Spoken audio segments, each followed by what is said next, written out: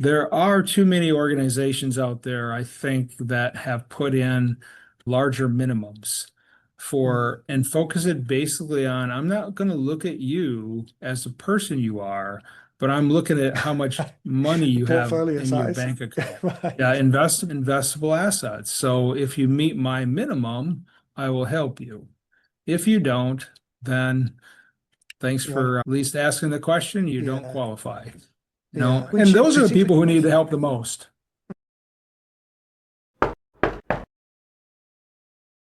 hey everyone, welcome back to another episode of the show. Stuart Bell here, and today joined by Terry George. Terry, how's it going, buddy? Hey, very good. Thanks for having me on, Stuart. Pleasure. This is going to be an interesting show because for people who follow along episode by episode, yesterday as we record, but a couple of weeks ago as we release, we had a conversation with your colleague John Becker. So for people who are following along, this is going to be your perspective of a similar model. So I'm really excited to share some of this information because I think getting two people's perspective on two separate shows is really going to help people kind of fill in the gaps for their own idea of, hey, we know this knowledge, we share this stuff with people all the time, but how can we kind of bundle it together in a package that's useful? So why don't we start with a bit of background? You and John have worked together for a while. Give us, for people who are just joining into this show, not the last one, give us a bit of background on what the company does and then maybe how you guys met and started working together. Well, I've been an advisor for 22 years now, and I have different experiences from different companies along the way. And that experience has helped me get a better understanding of how things should work, not staying in the same track and doing the same thing over and over again. But I met John as I wanted to move from Minnesota, where I also have an office, to Florida.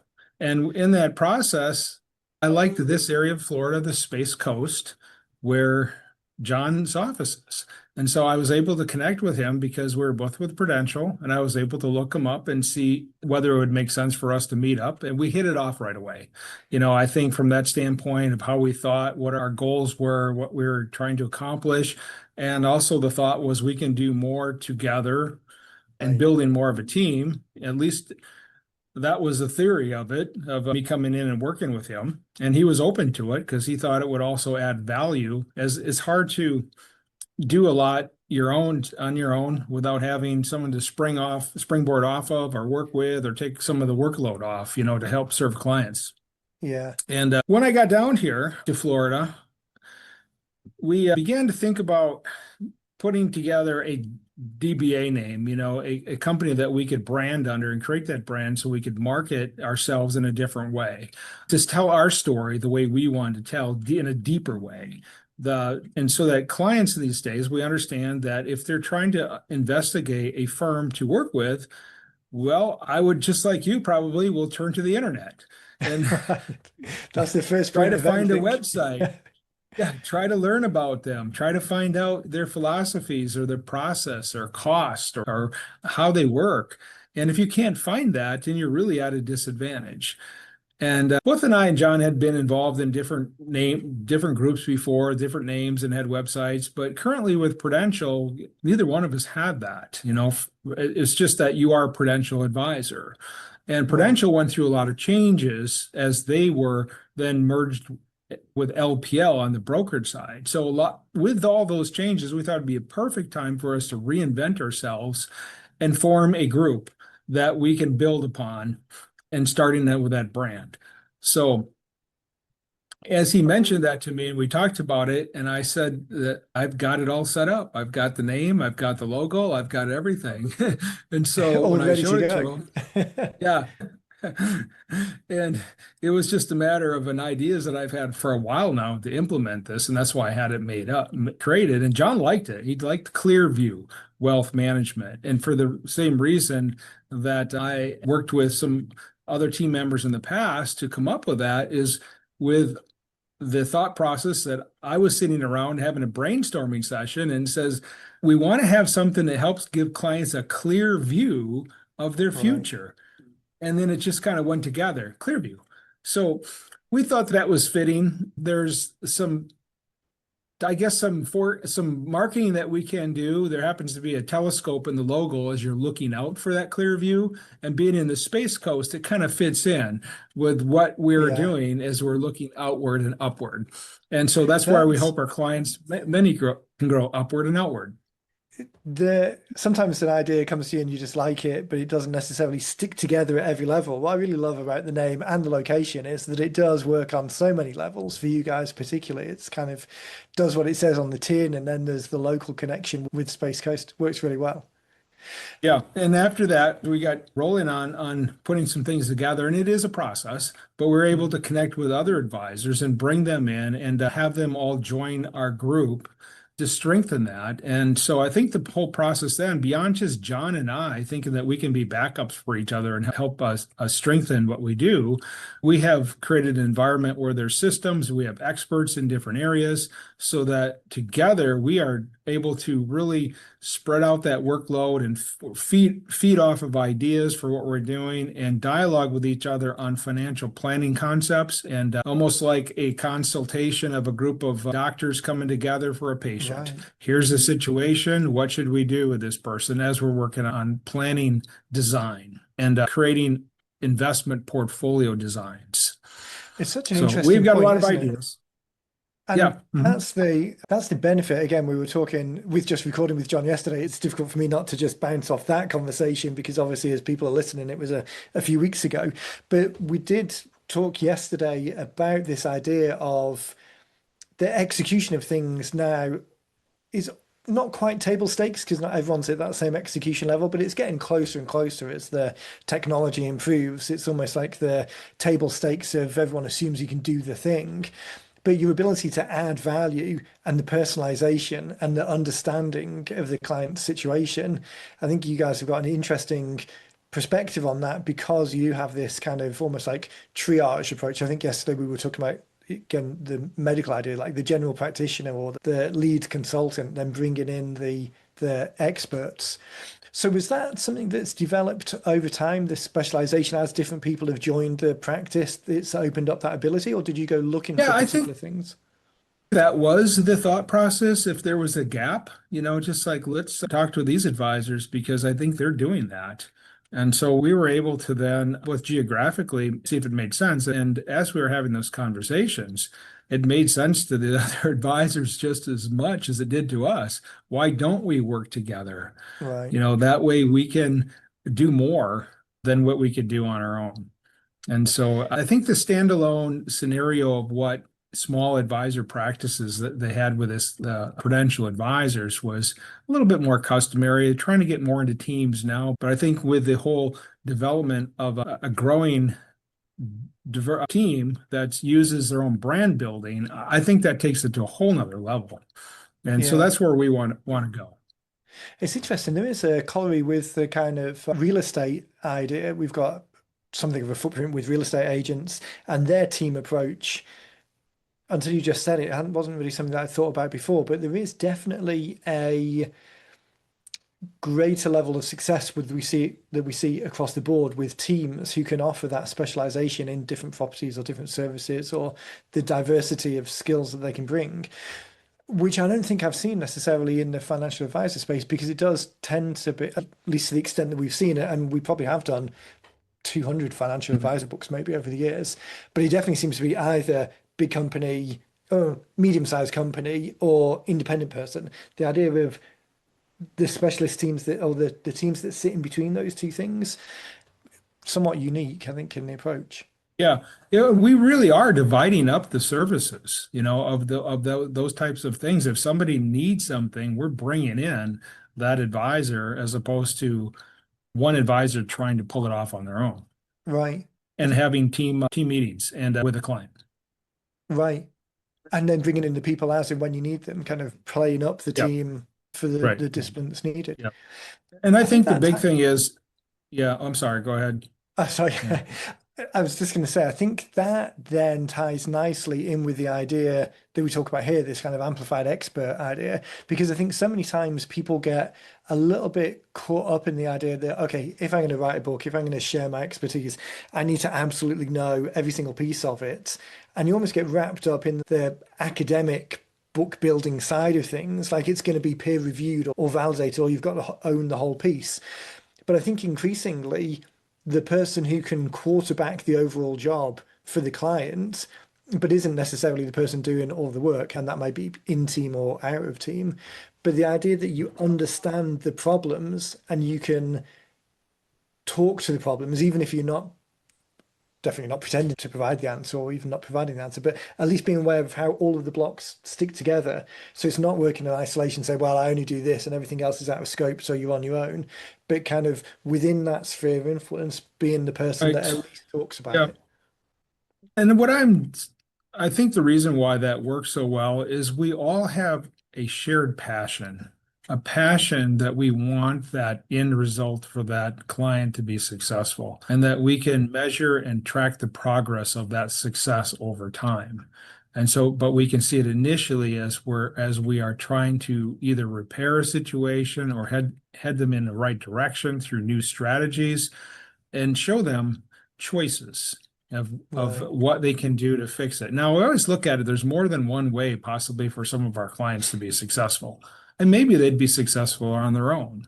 But they still don't know. And a lot of times that clarity piece isn't there for them. And so part of our process is to help them live their best life. It's like, what do they want to accomplish? What do they want to leave behind? If that's an important thing too, to spend a lot of time on that estate planning piece of it to make sure their legacy is well intact for their wishes.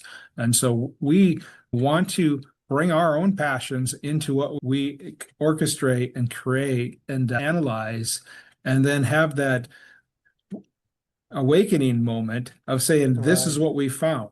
So yes, they could be successful perhaps, but if they do A, B, or C, one option may resonate more with them for their value system. One option may resonate more for them with how their net worth turns out 10 years down the road if they take one path versus the other.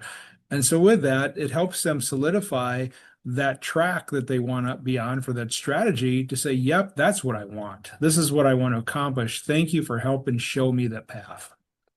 And being able to talk to people like that and have the 22 years, the expertise that you've got across a broad suite of examples, I think that's the main difference that people, that's a key thing that people forget sometimes when they're thinking about sharing their knowledge. There's really this idea, particularly if you've been in the business for a long time, that we're going in at a high level. We're talking about the complicated situations, the edge cases, the it depends, which is true when you're actually talking to someone one on one and working out the solution. But when you start in that conversation, it's often the basic questions and the things that we take for granted as the experts, but the customers don't quite understand. So when you were bringing the book together, thinking about the concepts that were in there, was that a conversation that you and John had? Like, what level of information do we want to share? What's the pressing questions that people have got that will resonate with this Yeah, content? we had all these ideas floating around in our heads, and I think I'm more of for years I've been more of an academician, and I've collected all these things that are floating around, and some of these concepts and just terminology that and sayings that I have, just wanted to flow out, and we wanted to be able to hit on those key things because we've seen enough people make mistakes that they don't pay attention to it, or it's amazing how many people that the questions they ask afterwards or when we're meeting with them that if they come in as prospects, they just don't understand this stuff or pay attention to it.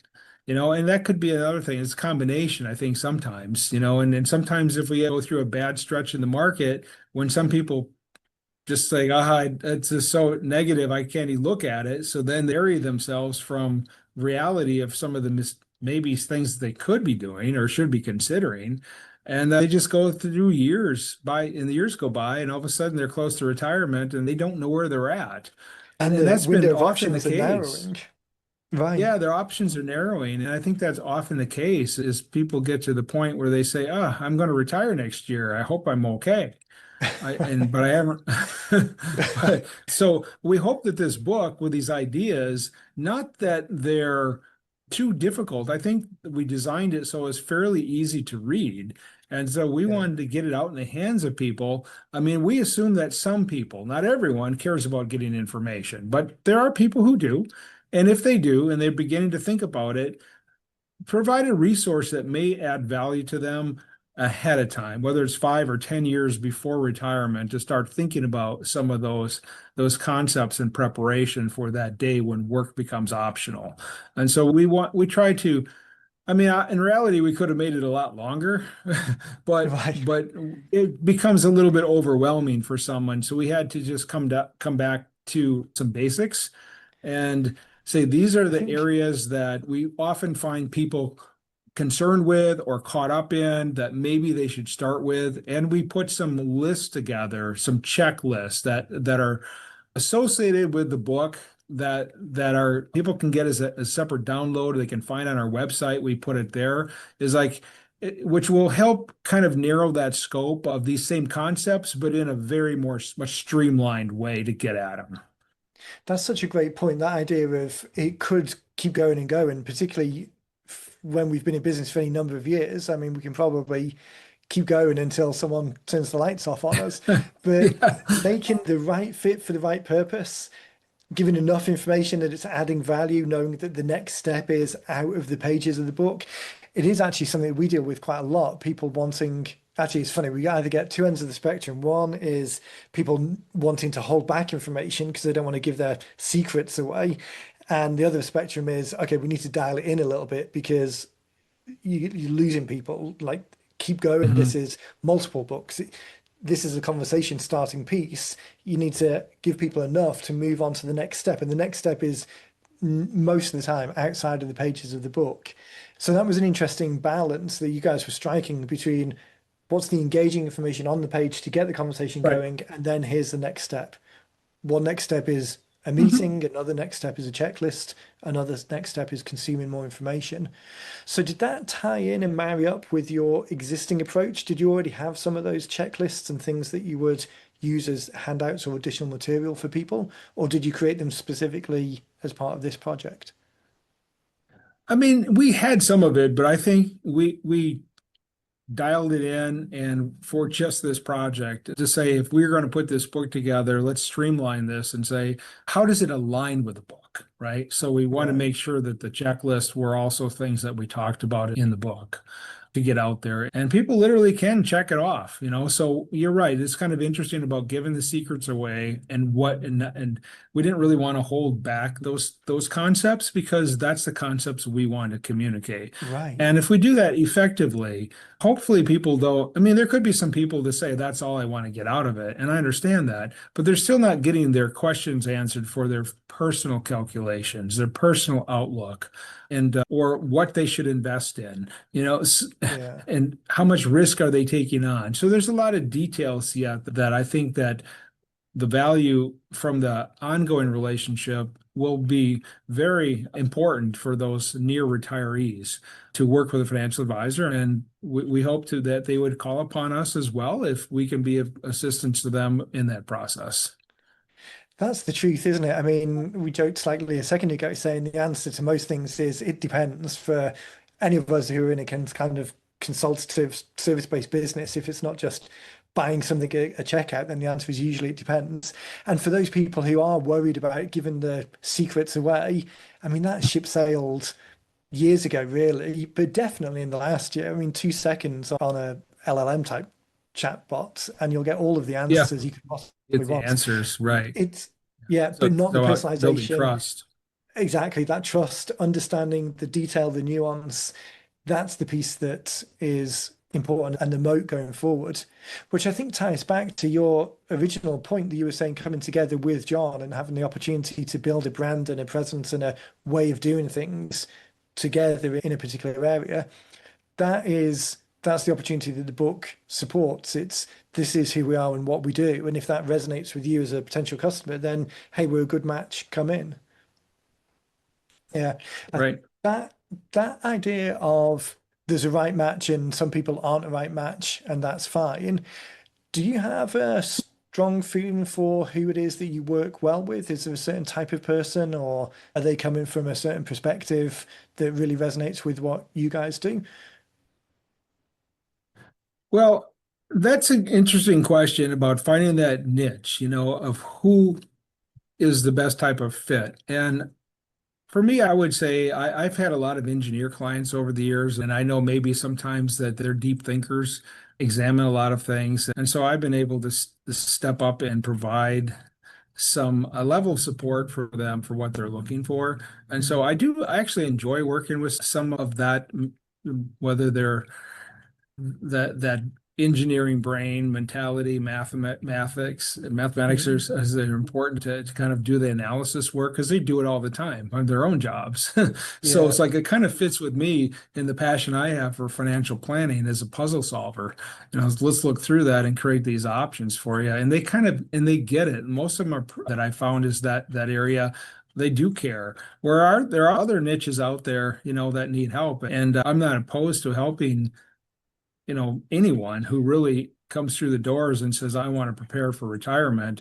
But we can try to find, business owners too, is small business owners is an area that we want to focus on because they have their unique needs and challenges facing them. And usually it's all Yeah. onto them. They've taken on a lot of risk over their lifetime. We can maybe try to help take some of that away through adding clarity, in processes and Yeah. systems. And if they do that over enough period of time, we can start to diversify some of that risk away so they have things outside of their business and it's not all dependent All on the eggs in their one. one asset. Yeah. Right. So that's just I think an area just because of generally caring, and I may help the 63-year-old widow who just doesn't know what to do next. Yeah. There's a need that, or people just went through a divorce, and just are struggling about how do they can put things together. There's many situations like that they may have some money in a 401k, but they just haven't done a good job because they haven't understand it. And the whole concept is people end up doing what they know, and they learn Mm. about financial planning or money management based on what their experiences were, what they learned from their parents. And if their parents didn't do it, typically the cycle repeats Yeah. that's what they feel comfortable with, and that's what they do. They haven't had So, any exposure to it. um, yeah, exactly. So our job, I mean, amongst the different niches and different groups of people is to help them. But I do find that the engineers, sometimes they have a base knowledge of things already. And so I can kind of get beyond that and we can just start implementing a little bit more of the more thoughtful strategy process of Yeah. that. And That way that you were describing it, I mean, again, having done 13, close to 1,300 books now, it is everyone goes through the same kind of mental cycle of, well, we could help anyone because it's a service that's applicable to anyone. So we could help it. We like working with these people, but then these people we can help as well. And that kind of, you can always see the mental path that people go through of kind of going narrow and then wide and narrow and then wide. And the reinsurance point that I always make to people is, no one's saying turn anyone away. This is just you've got 10 units of outbound activity. You might as well focus that on the people who you resonate with and resonate with you. Again, not turning anyone else. If the outbound activity is around engineers, because that's the language that you like, that's great. If a housewife widow comes in who has never had any engineering background, there's no way you're going to turn them away. You can absolutely help them in exactly the same way. Effort that you've got to do the outbound work, it's right. finite. And if you try and do everything, then you're not really talking to anyone. So just for that campaign, you might as well talk in the language that resonates the best. Sure. And we understand we want to focus on certain areas, but we may get referrals from Right. some other people or you meet along the way. Yeah. For example, I just met a lady at a church who said, I'm getting close to retire. I just don't know whether I can do it or when I can retire. Can you help me? Well, yes, I can help go through that. And so it's not necessarily somebody that I'm marketing to, but it's that caring Absolutely and something you can compassion help. and passion to be able to Yeah. step in and go, yeah, let's put something together for you. And really, it can change these people's lives. They become so, I guess, at peace when they have that peace of Right. mind and thankful that someone has given them some time. There are too many organizations out there, I think, that have put in larger minimums Mm. for and focus it basically on, I'm not going to look at you as the person you are, but I'm looking at how much money The you have portfolio in your size. bank account. Yeah, Right. investable assets. So if you meet my minimum, I will help you. If you don't, then thanks Right. for at least asking the question. You don't Yeah. qualify. Yeah. And Which those are the particularly, people who need the help the most.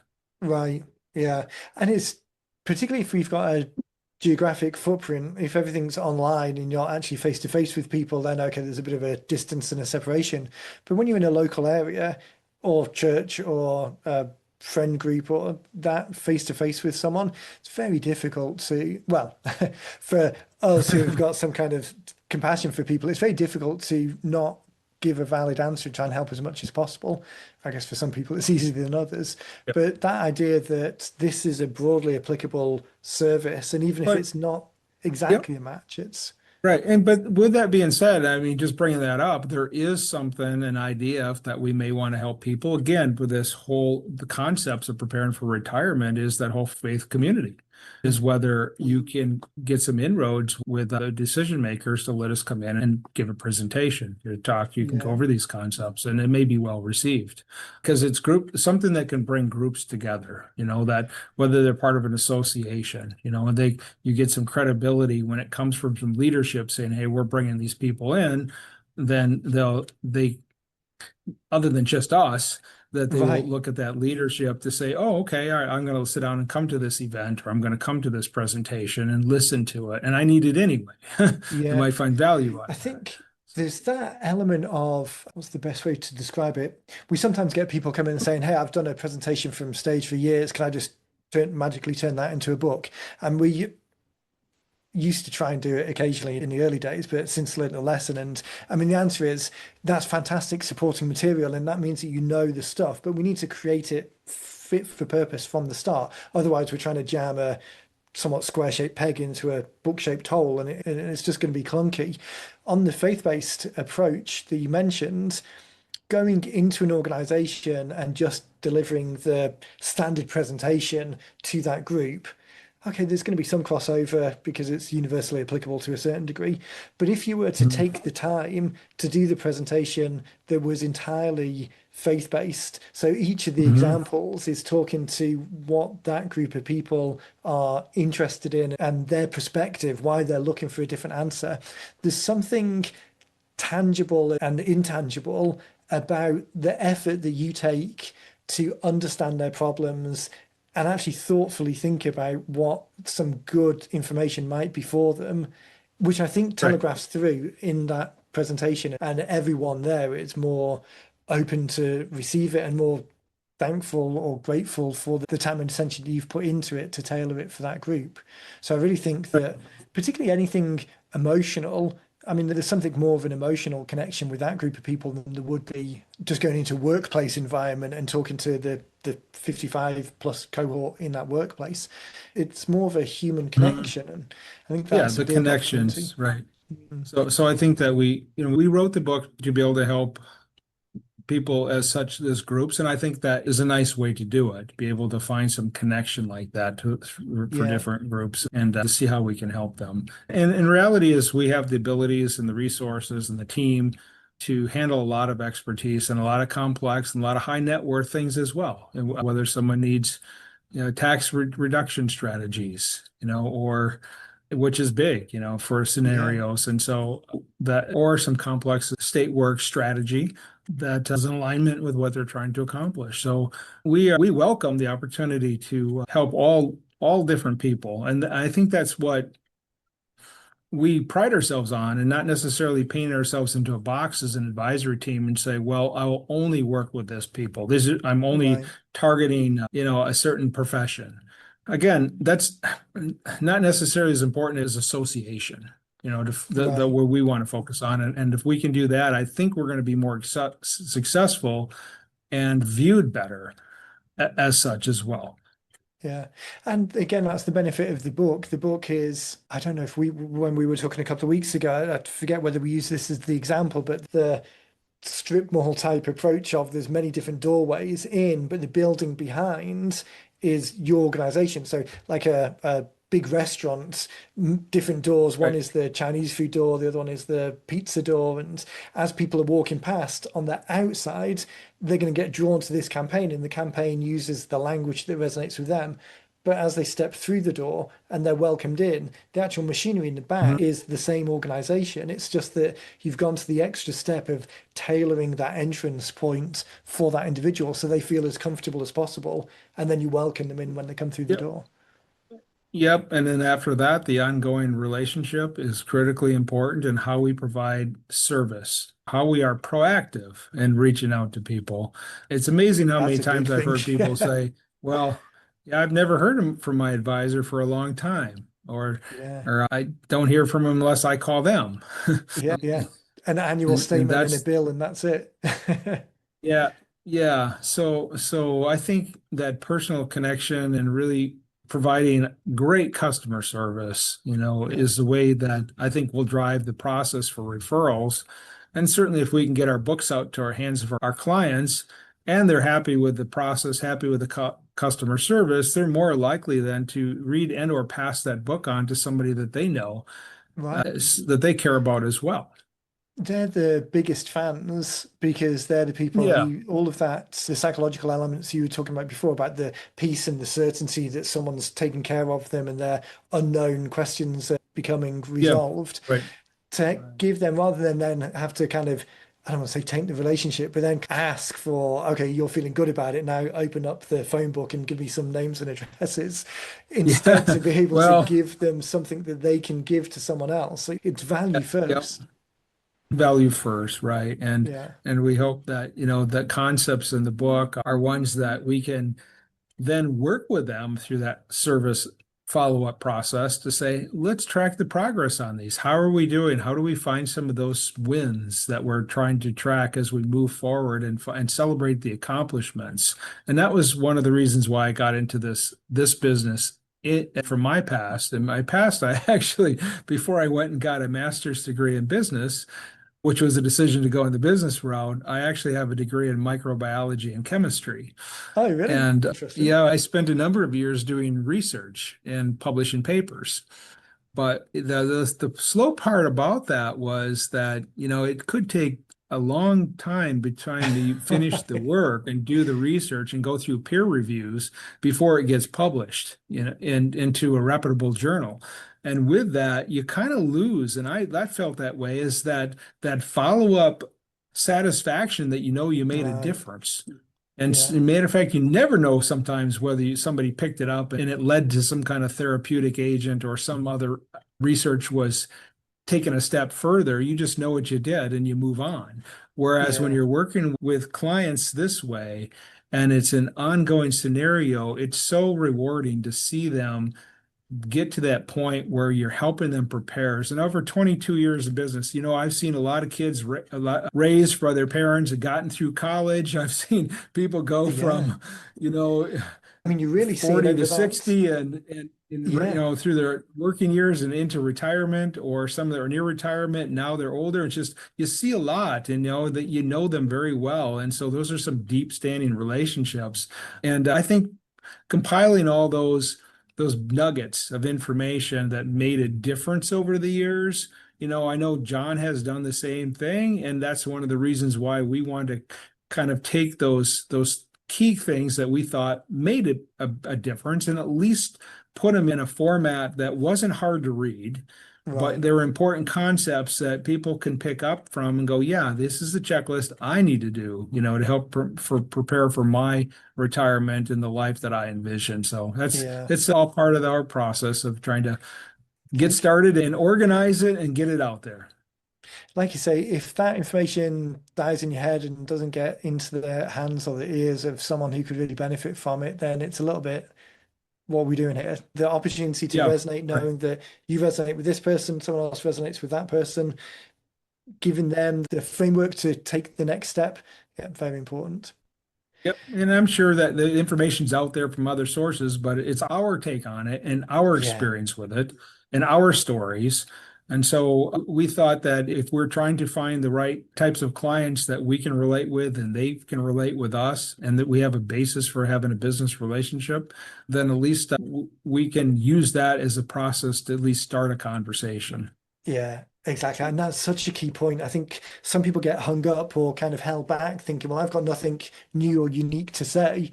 But the reality Yeah, is that doesn't yeah. matter. The way that you say it is probably unique anyway, to some degree. The fact that you are saying it is absolutely unique. And the fact that you're saying it to that person at that time is completely unique because all of those different dimensions means that that person may not come across that information, even if it exists everywhere else. It's the fact that you say it to that person at that time. That's the culmination of Yes. the activity. Yep. And eventually gets in their hands. Whereas otherwise, Yeah, like you said, it might not. yeah, exactly, exactly. Time always goes fast on the podcast. It kind of flies by a little bit. I want to make sure that people can find out more about what you guys are doing and follow along. Where's a good place for people to check out? I know John was saying when we were talking the other day, you guys are in 22, 25 states. So it's definitely not just a Florida specific thing. Well, that's just because, yeah, we are licensed. We have to do business in a variety of different places, connected with other advisors, and just trying to grow that way. But people can follow us on social media, which we have created that Clearview Wealth Management of Florida for our Facebook and our LinkedIn profiles. And of course, we encourage people to check out our website at the .com is MGNT, which is how the management is spelled. Perfect. And that is at least a place where someone can learn our mission statements, about us, our process, and the services that we provide and I think that is a way to connect with us too, because you can reach out. Yeah, There's many opportunities on our website for someone to leave their information so that we can then get back in touch with them, or they can email us. fantastic. Well, I'll put links to the website and the social media channels down in the description of the show. So whether people are on the podcast player or on the website, just one, because I'll make sure that I link those. Terry, it's been fantastic. Goes so quick. It'd be great to circle back in later on this year and see how the book's going because it's always good to get. I often talk to people at this stage when the book's just created, but it's always great to circle Yeah, back later because right. there's often unexpected ways that it's being used and conversations that come from it. So it'll be great to circle back later in the year. Yep, that sounds good, right? We have a process where we're trying to get the word out, and we'll see how that transpires with all our different efforts, and to reach out and to see how we'll get feedback on reviews and responses from it. So we just hope Fantastic. that it makes a difference. Yeah, yeah, absolutely. Well, I haven't read it. I'm sure it will. Absolutely. Terry, thanks again for your time. Everyone, thanks for listening, and we'll catch you in the next one.